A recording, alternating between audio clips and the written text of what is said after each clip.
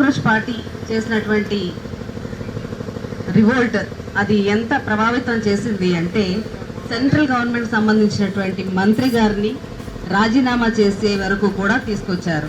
So వారిని మనం స్ఫూర్తిగా తీసుకుని మన రాష్ట్రంలో కూడా అదే విధంగా జరిగినటువంటి డిఎస్సి అవకతవకల పైన ఖచ్చితంగా మంత్రివర్యులు నారా లోకేష్ గారు రాజీనామా చేయాలి, ఆయన నైతిక బాధ్యత వహించాలని చెప్పేసి ఈ రిలే నిరాహార దీక్ష ద్వారా మేము ఆయనకి మీడియా ముఖంగా తెలియజేస్తున్నాము.